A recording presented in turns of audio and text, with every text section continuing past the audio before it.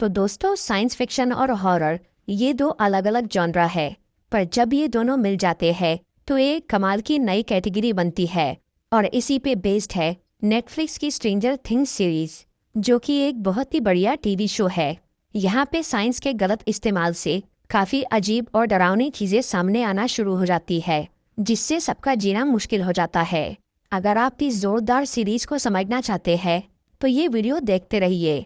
आज मैं stranger things के सीजन 1 को शॉर्ट में एक्सप्लेन करूंगा, तो आइए देखते हैं। ये कहानी है 1980s के टाइम की, जहां हमें अमेरिका का एक छोटा सा शहर हॉकिंस दिखाया जाता है। इस जगह पे हॉकिंस नेशनल लेबोरेटरी नाम की एक गवर्नमेंट ऑर्गेनाइजेशन थी, जहां मिलिट्री से रिलेटेड टेक्नोलॉजी और एक्सपेरिमेंट्स पे काम होता था, ताकि उससे दुश्मन देशों को हराया जा सके। उस लेबोरेटरी का बॉस था मार्टिन ब्रेनर नाम का एक आदमी, जो कि काफ़ी अजीब और खतरनाक एक्सपेरिमेंट्स करता था। उन्हीं में से एक था प्रोजेक्ट MK अल्ट्रा। इस प्रोजेक्ट का मकसद था दिमाग की क्षमता बढ़ाकर इंसान में सुपर पावर्स डालना, ताकि उसे दुश्मनों के खिलाफ इस्तेमाल किया जा सके। उस एक्सपेरिमेंट में लोगों को ड्रग्स देकर उन्हें टॉर्चर किया जाता था, जिससे उनकी शक्तियाँ जाग सके। इस प्रोजेक्ट की वजह से कुछ बच्चों के अंदर सुपर पावर्स आ गई थी, जिनमें 11 नाम की एक लड़की सबसे शक्तिशाली बन गई थी। उसके पास टेलीपैथी और टेलीकाइनेसिस की पावर थी, मतलब दिमाग पढ़ना और बिना छुए चीज़ों को काबू करना। डॉक्टर ब्रेनर 11 की पावर्स टेस्ट करने के लिए उसे काफ़ी परेशान करता था। फिर 1983 में जब 11 12 साल की थी, तब डॉक्टर ब्रेनर उसे दूसरे देशों की जासूसी करने का काम देता है। लेकिन 11 में इतनी शक्ति नहीं थी कि वो ये कर सके। इसीलिए हॉकिंस लैब के साइंटिस्ट उसकी पावर्स बढ़ाने के लिए 11 को एक खास वाटर टैंक में डालते हैं, जिससे वो कुछ देर के लिए अपने दिमाग के जरिए कहीं भी जा सकती थी। फिर वो एक्सपेरिमेंट शुरू होता है और 11 अपने दिमाग में एक रशियन एजेंट तक पहुंच जाती है और उसकी बातें सुनने लगती है। तब वहाँ उसे एक दूसरी दुनिया का मॉन्स्टर नजर आता है, जिससे डरकर 11 वापस लौट जाती है। वो मॉन्स्टर था डेमोगॉर्गन, जो कि अपसाइड डाउन नाम के एक अल्टरनेट डायमेंशन में रहता था। वो जगह हमारी दुनिया जैसे ही थी, पर वो काफ़ी अंधेरी, ठंडी और सड़ी हुई जगह थी, जहाँ इंसान नहीं थे, वहाँ बस मॉन्स्टर ही रहते थे। डॉक्टर ब्रेनर को जब उस राक्षस के बारे में पता चलता है, तो वो उसकी स्टडी करने के लिए 11 को फिर से उसके पास जाने बोलता है। तब वो साइंटिस्ट 11 को दिमाग के जरिए दोबारा उस डेमोगॉर्गन के पास भेजते हैं, जिसे देखकर 11 इस बार इतनी डर जाती है कि उसकी शक्तियाँ बेकाबू हो जाती है और उससे अपसाइड डाउन और हमारी दुनिया के बीच एक रास्ता खुल जाता है, जो कि उस लैब में ही मौजूद था। तब उस गेट से वो मॉन्स्टर बाहर आता है और एक साइंटिस्ट को मार देता है। इस मौके का फायदा उठाकर 11 वो लैब से भाग जाती है और एक आदमी की होटल में छुप जाती है, जहाँ वो होटल का मालिक उसका ख्याल रखता है। तब डॉक्टर ब्रेनर और उसके साथी 11 को ढूंढना चालू करते हैं और वो अपसाइड डाउन के उस गेट की स्टडी भी करते हैं। फिलहाल वो मॉन्स्टर अपनी दुनिया में वापस जा चुका था, लेकिन अब हॉकिंस शहर के अंदर धरती और अपसाइड डाउन के बीच की दीवार काफ़ी कमज़ोर हो गई थी, जिसकी वजह से वो डेमोगॉर्गन अब कहीं भी पोर्टल बना पा रहा था और शिकार करने के लिए यहाँ आ पा रहा था। फिर एक रात जब विल बायर्स नाम का एक बच्चा अपने दोस्तों के घर से वापस लौट रहा था, तब वो मॉन्स्टर उस पर हमला करके उसे अपनी उल्टी दुनिया में लेकर चला जाता है। डेमोगॉर्गन उसे यहाँ खाने के लिए लाया था, लेकिन बिल उससे किसी तरह बच जाता है और वो अपसाइड डाउन में ही छुप के रहने लगता है। इधर असली दुनिया में बिल की सिंगल मदर जॉयस और उसका बड़ा भाई जोनाथन बिल की तलाश करते हैं और उसके गायब होने की खबर पुलिस को देते हैं। तब police officer gym hopper bill को हर जगह खोजना चालू करता है। दूसरी तरफ हॉकिंस लेबोरेटरी वाले 11 को ढूंढने के लिए सभी टेलीफोन लाइंस को ट्रेस कर रहे थे। इसी वजह से जब वो होटल का मालिक सोशल सर्विस को कॉल करके उन्हें 11 के बारे में बताता है, तो हॉकिंस लैब वालों को उसका पता चल जाता है और वो लोग वहां जाकर उस होटल वाले को मार देते हैं और 11 को पकड़ने की कोशिश करते हैं, पर वो वहां से भाग जाती है। उधर बिल बायर्स के 3 दोस्त माइक, डस्टिन और लूकस रात के वक्त जंगल में जाकर विल को ढूंढने लगते हैं, तो वहाँ उन्हें 11 मिल जाती है। तब माइक इस बेसहारा लड़की की मदद करने के लिए उसे अपने घर ला लेता है और वो उसके बारे में अपने माँ बाप को बताने की कोशिश करता है, लेकिन 11 उसे इसके लिए मना कर देती है ताकि हॉकिंस लैब वाले वहां आकर उन्हें मारे ना। इसीलिए माइक और उसके दोस्त किसी को भी 11 के बारे में नहीं बताते और उसे चुपचाप वहीं छुपा के रखते हैं। तब 11 उस घर में विल की एक फोटो देखकर माइक, लूकस और डस्टिन को बताती है कि वो उनके दोस्त बिल को जानती है, जो कि इस वक्त उल्टी दुनिया में फंसा है और डेमोगॉर्गन उसके पीछे पड़ा है। असल में 11 ने अपनी शक्ति के जरिए विल को अपसाइड डाउन के अंदर देख लिया था, इसीलिए वो उसे बचाने में मदद करने का फैसला करती है। और अब माइक, लूकस और डस्टिन को ये भी पता चल गया था कि 11 के पास सुपर पावर्स है। दूसरी तरफ बिल वो उल्टी दुनिया में अपने ही घर में मौजूद था, इसीलिए वहाँ उसे जॉयस की आवाज़ सुनाई दे रही थी, जिसकी वजह से बिल टेलीफोन के जरिए अपनी माँ से बात करने की कोशिश करता है, लेकिन इससे वो फ़ोन जल जाता है। तब बिल लाइट्स का सिग्नल देकर उससे कांटेक्ट करता है। इससे जॉयस समझ जाती है कि उसका बेटा जिंदा है और वहीं कहीं मौजूद है। इस सब के बीच एक दिन माइक की बहन नैन्सी अपने बॉयफ्रेंड स्टीव के घर एक पार्टी में जाती है। वहां गलती से नैन्सी की फ्रेंड बारबरा का हाथ कट जाता है और उससे खून बहने लगता है। तब डेमोगॉर्गन को उस खून की महक आ जाती है और जब बारबरा अकेली होती है तब वो मॉन्स्टर वहां आकर उसे पकड़ लेता है और अपनी दुनिया में लेकर चला जाता है। इसी दौरान जोनाथन अपने भाई की तलाश करते हुए स्टीव के घर के पास से गुजर रहा था। तब वो छुप के वहाँ पे नैन्सी और उसके दोस्तों की फोटो निकाल लेता है। उन फोटोज में गलती से वो डेमोगॉर्गन भी आ जाता है, जिसके बारे में जोनाथन को पता नहीं था। अगले दिन नैन्सी को ये समझ में आता है कि बारबरा कहीं गायब हो गई है। तभी नैन्सी के बॉयफ्रेंड स्टीव को जोनाथन की उन फोटोज के बारे में पता चलता है, इसीलिए वो उसका कैमरा तोड़कर वो फोटोज फाड़ देता है। इन तस्वीरों में नैन्सी को बारबरा स्टीव के घर के पास बैठी हुई दिखती है, इसीलिए वो दोबारा उस जगह पे जाकर बारबरा को ढूंढती है, लेकिन तभी उसे वहाँ वो मॉन्स्टर दिख जाता है, इसीलिए नैन्सी वहाँ से भाग जाती है। दूसरी तरफ police officer gym hopper bill की तलाश करते हुए हॉकिंस लैब पहुँच जाता है। वहाँ के साइंटिस्ट उसे बोलते हैं कि बिल वहाँ नहीं आया, लेकिन फिर भी हॉपर को उन लोगों पे शक होता है और वो हॉकिंस लैब वालों की जानकारी इकट्ठा करता है, जिससे उसे पता चलता है कि वो लोग बच्चों पे इल्लीगल एक्सपेरिमेंट्स करते हैं। इसीलिए हॉपर ये मान लेता है कि विल को हॉकिंस लैब वालों ने ही किडनैप किया है, इसीलिए वो उनकी जासूसी करने का सोचता है। उधर जॉयस अब भी लाइट्स का इस्तेमाल करके अपने बेटे से बात कर रही थी। तभी उसके घर की एक दीवार से वो डेमोगॉर्गन बाहर आ जाता है, जिसे देखकर जॉयस वहां से भाग जाती है। दूसरी तरफ माइक, डस्टिन और लूकस 11 को अपने साथ लेकर बिल को ढूंढने जाते हैं। तब 11 उन लोगों को लेकर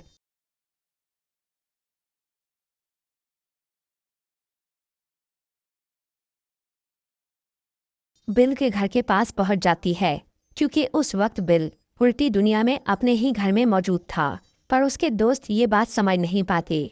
तभी अचानक पुलिस वालों को एक नदी से बिल की डेड बॉडी मिलती है, जिसे माइक, लूकस और डस्टिन भी देख लेते हैं और वो 11 पे बहुत गुस्सा करते हैं कि वो उन्हें बेवकूफ़ बना रही है कि उनका दोस्त जिंदा है। उधर जब जॉयस को विल की लाश का पता चलता है तो वो ये बात मानने से इनकार कर देती है कि उसका बेटा मर चुका है, क्योंकि उसने थोड़ी देर पहले ही लाइट्स के जरिए बिल से बात की थी। फिर जब वो जोनाथन और पुलिस को ये बताती है कि बिल ने उससे कांटेक्ट किया था और उनके घर से एक मॉन्स्टर बाहर निकला, तो कोई भी जॉयस की बात नहीं मानता और सबको लगता है कि वो अपने बेटे की मौत के गम में पागल हो गई है। दूसरी तरफ माइक और उसके दोस्त 11 से नाराज थे। तभी वो अपनी शक्ति से एक रेडियो के जरिए उन तीनों को विल की आवाज़ सुनाती है, जिससे वो ये मान लेते हैं कि 11 सही बोल रही थी, मतलब बिल अब तक जिंदा है। फिर माइक, लूकस और डस्टिन बिल को अपसाइड डाउन से बाहर निकालने का सोचते हैं और वो अपने साइंस टीचर से पूछते हैं कि किसी अल्टरनेट डायमेंशन में कैसे जाया जा सकता है। तब उनका टीचर बताता है कि उसके लिए एक गेट की ज़रूरत है और अगर ऐसा कोई गेट बन गया तो वो अर्थ की इलेक्ट्रोमैग्नेटिक फील्ड को बिगाड़ देगा। फिर जब माइक और उसके दोस्त अपना कंपास चेक करते हैं तो उन्हें दिखता है कि सभी कंपास में डायरेक्शन गलत है, मतलब अर्थ की इलेक्ट्रोमैग्नेटिक फील्ड बदली हुई है। इससे उन तीनों को समझ में आता है कि अपसाइड डाउन में जाने का गेट पहले से ही वहीं मौजूद है।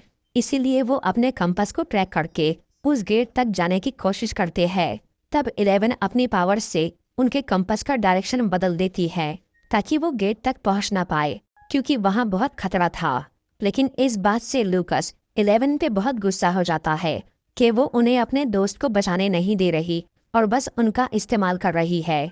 इसकी वजह से माइक और लूकस का झगड़ा हो जाता है, क्योंकि माइक अब 11 से प्यार करने लग गया था और उसे वो सही लग रही थी।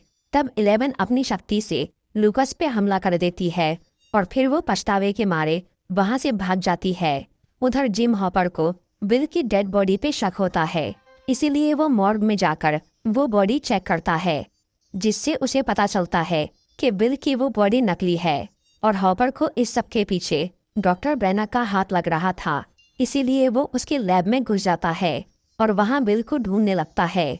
हॉपर को वहाँ छोटे बच्चों के होने के कुछ सबूत मिलते हैं, पर बिल नहीं मिलता। इसके बाद उसे अपसाइड डाउन में जाने का वो गेट दिख जाता है, लेकिन इससे पहले कि वो उसे चेक कर पाता, तभी वहाँ कुछ गार्ड्स आकर हॉपर को वहाँ से बाहर निकाल देते हैं और उसके घर छोड़ देते हैं। इसी दौरान बिल का फ्यूनरल होता है, जिसमें हॉपर शामिल नहीं था। फ्यूनरल के बाद वो जॉयस से जाकर मिलता है और उसे बताता है कि बिल की वो डेड बॉडी नकली थी और उसका बेटा सच में जिंदा है। अभी कुछ दिनों से हॉपर को शहर में एक लापता बच्चे के दिखने की खबर मिल रही थी, जिसे वो पहले बिल समझ रहा था।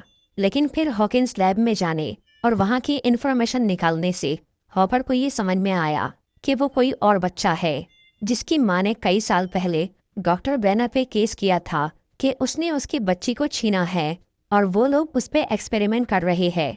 वो बच्ची असल में 11 थी, जिसके बारे में अभी हॉपर को नहीं मालूम था।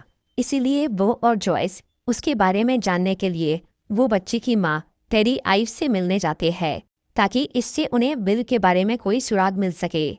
वहाँ उन्हें टेरी की बहन बेकी से ये पता चलता है कि टेरी को अपनी बेटी खोने का सदमा लगा है, इसीलिए वो किसी से बात नहीं कर सकती।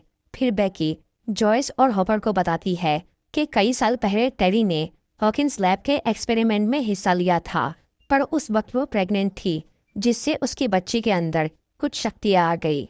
इसीलिए डॉक्टर ब्रेनन ने टेरी की बेटी पैदा होते से ही उसे छीन लिया और ये साबित कर दिया कि वो बच्ची मर चुकी है। तब से यानी 12 साल से हॉकिंस लैब वाले टेरी की बेटी 11, जिसका असली नाम जेन था, उस पर एक्सपेरिमेंट कर रहे थे। इससे हॉपर और जॉयस को ये समझ में आता है कि डॉक्टर ब्रेनर कितना खतरनाक आदमी है और विल के गायब होने और उसकी नकली बॉडी के पीछे उसी का हाथ है। दूसरी तरफ नैन्सी जोनाथन से मिलकर उसे बारबरा की फोटो में वो मॉन्स्टर दिखाती है और बोलती है कि उसने स्टीव के घर पे वो राक्षस को देखा है। तब जोनाथन को अपनी माँ की बातों पे यकीन हो जाता है कि उन्होंने सच में एक मॉन्स्टर को देखा है और उसी ने विल और बारबरा को किडनैप किया है।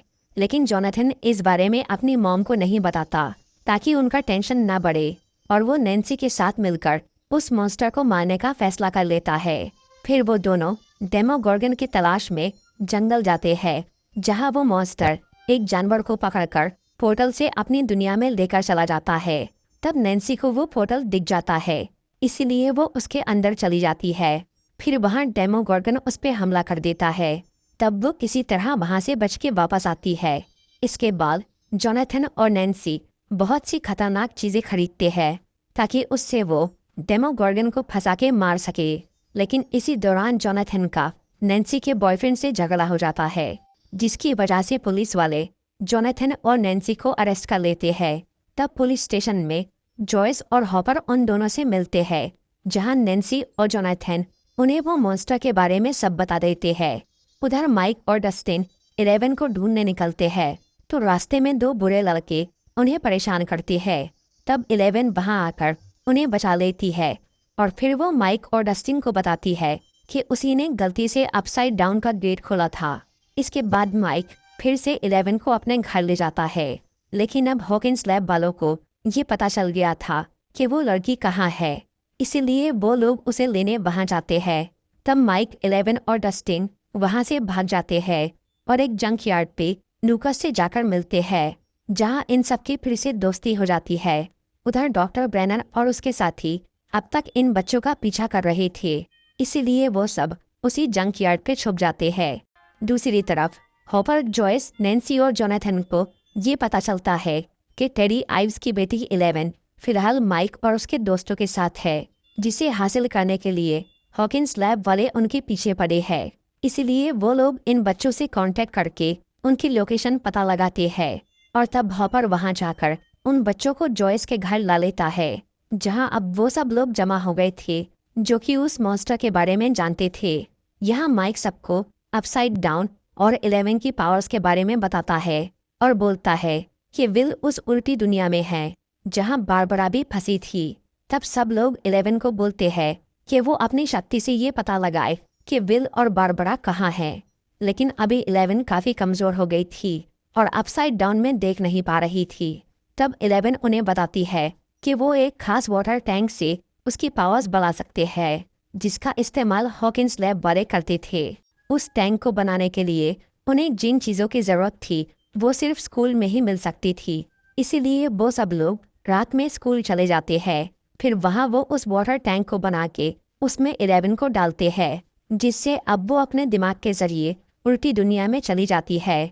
वहाँ उसे बारबरा मरी हुई मिलती है और विल जिंदा दिख जाता है। इसीलिए अब वो लोग अपसाइड डाउन में जाकर विल को वहाँ से निकालने का फैसला करते हैं, जिसके लिए हॉपर और जॉयस हॉकिंस लैब में चले जाते हैं ताकि वहाँ वो उस गेट से उल्टी दुनिया में जा सके। पर तभी उन दोनों को उस लैब के गार्ड्स पकड़ लेते हैं। यहाँ डॉक्टर ब्रेनर जॉयस और हॉपर से पूछता है कि 11 कहाँ है। हॉपर उसे ये बताने के लिए तैयार हो जाता है, लेकिन वो बदले में जॉयस के साथ अपसाइड डाउन में जाना चाहता था, जिसके लिए ब्रेनर मान जाता है क्योंकि उसे लग रहा था कि उस दुनिया में जाने से वो दोनों जिंदा नहीं बचेंगे। फिर हॉपर और जॉयस उस गेट से अपसाइड डाउन में जाते हैं और विल को ढूंढना शुरू करते हैं और डॉक्टर ब्रेनर अपने साथियों के साथ 11 को पकड़ने स्कूल की तरफ जाता है। उधर स्कूल में नैन्सी और जोनाथन ये सोचते हैं कि जॉयस और हॉपर तब तक विल को नहीं बचा सकते जब तक वहाँ वो मॉन्स्टर मौजूद है। इसीलिए वो दोनों डेमोगोर्गन को मारने का फैसला करते हैं। इसके लिए वो हथियार लेकर जोनाथन के घर जाते हैं, क्योंकि वो मॉन्स्टर अक्सर वहाँ आता जाता था। तब वो दोनों वहाँ एक जाल बिछाते हैं और अपना हाथ काट के खून के जरिए डेमोगोर्गन को ललचाते हैं। तभी नैन्सी का बॉयफ्रेंड स्टीव भी वहाँ पे आ जाता है और फिर वो तीनों मिलके उस मॉन्स्टर से लड़ते हैं, लेकिन वो बच के वहाँ से भाग जाता है। दूसरी तरफ हॉकिंस लैब वाले उस स्कूल में पहुंचकर 11 को पकड़ने की कोशिश करते हैं। तब वो अपनी पावर से कुछ लोगों को मार डालती है, पर उन मरे हुए लोगों का खून सूंघकर डेमोगोर्गन अब स्कूल में आ जाता है और डॉक्टर ब्रेनर और कुछ लोगों को मार देता है। फिर वो माइक और उसके दोस्तों पे हमला करता है, लेकिन अब 11 अपनी पूरी शक्ति लगाकर उस मॉन्स्टर को खत्म कर देती है, लेकिन इससे वो खुद भी गायब हो जाती है। दूसरी तरफ जॉयस और हॉपर को विल एक जाल में फंसा हुआ मिलता है। वो दोनों उसे आज़ाद करते हैं और बेहोशी से जगाते हैं। इसके बाद वो विल को लेकर वापस अपनी दुनिया में लौट जाते हैं, जहाँ कुछ दिन तक विल का इलाज चलता है और फिर वो ठीक हो जाता है। फिर 1 महीने बाद क्रिसमस का दिन आता है, जहाँ सब लोग अपनी अपनी फैमिली के साथ एंजॉय कर रहे थे। तभी अचानक विल की तबीयत खराब हो जाती है और उसके मुंह से एक कीड़ा बाहर निकलता है, जो कि उल्टी दुनिया की वजह से उसके शरीर में आया था।